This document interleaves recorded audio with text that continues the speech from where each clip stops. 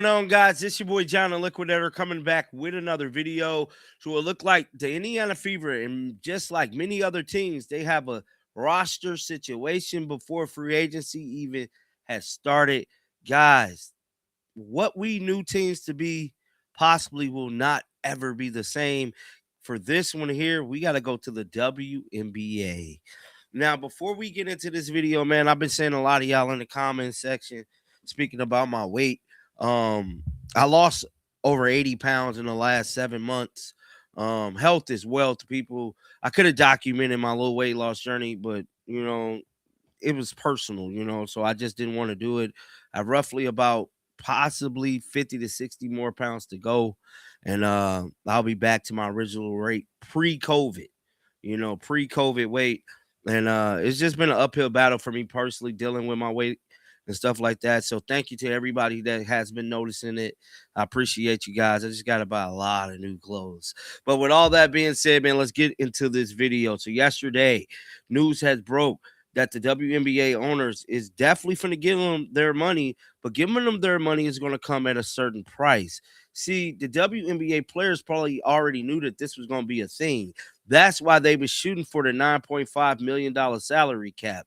And I'm here to tell you, the owners ain't budging on going past 5.5 million. So that means that, right?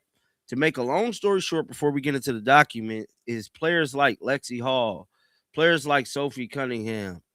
We don't know we can get them back because for the simple fact, Kelsey Mitchell is a supermax player.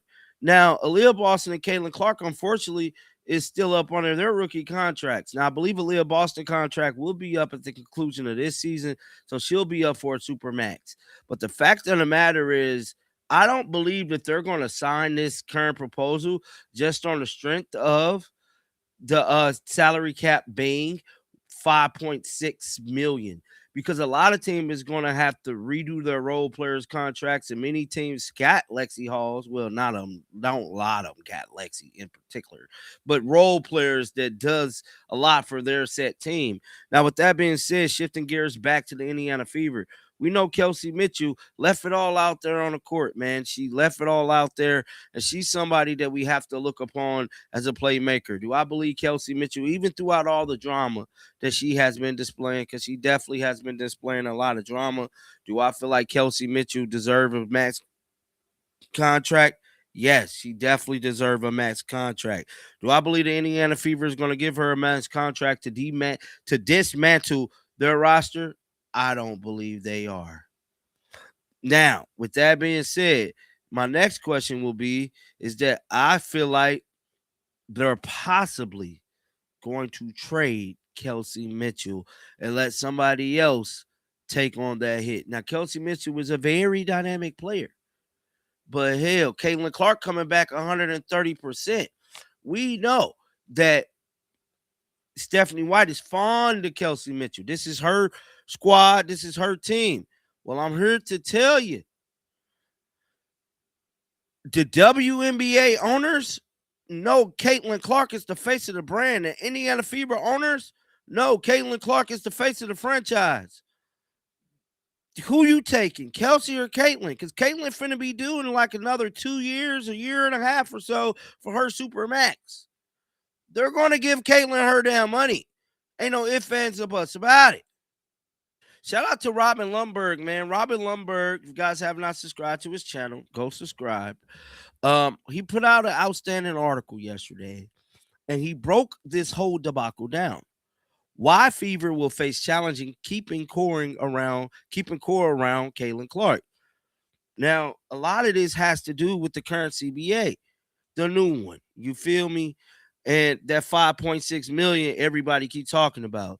See, 20% of that got to go to the WNBA players. Now, I'm not finna read this whole article because I really want to get into the Indiana Fever joint, but I just want to share this here with y'all because this numbs it up. It says the WNBA is offering a supermax base salary of about 1.1 million or 20% of the proposed 5.65 million salary cap.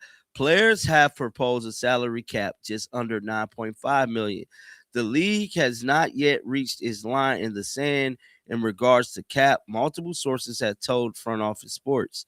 Now, this part right here, this 1.1 million or 20% out of this, see, that isn't a separate charge.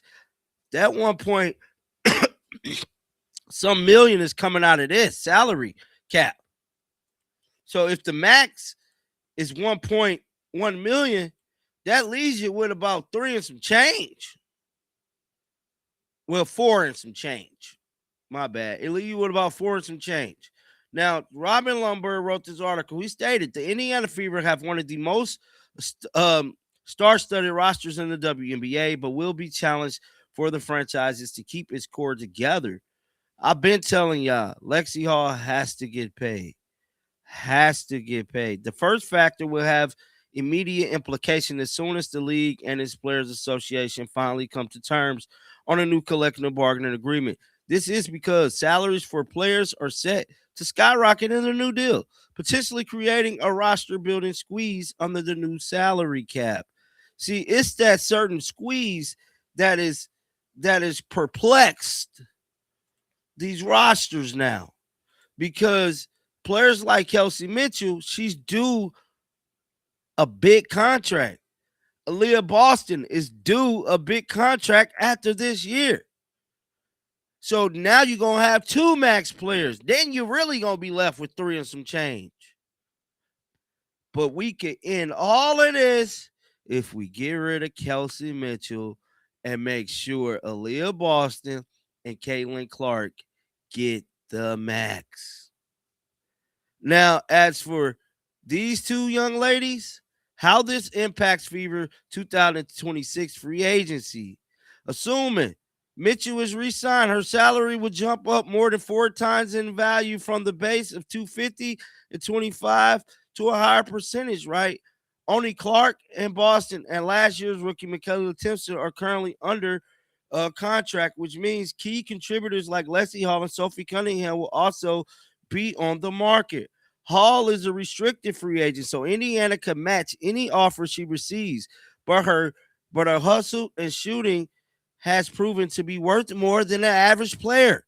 While Cunningham, who has made it clear she hopes to be back with the team, has also expressed a desire for more secure contract.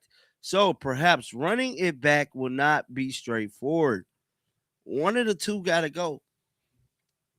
One of the 2 got to go. And that's the reality of the situation as of right now. So as of right now, one of them 2 going to have to go. Now, this is only based off the current proposal that was sent out. Now, if they send out a different type of proposal with different type of stuff, so be it.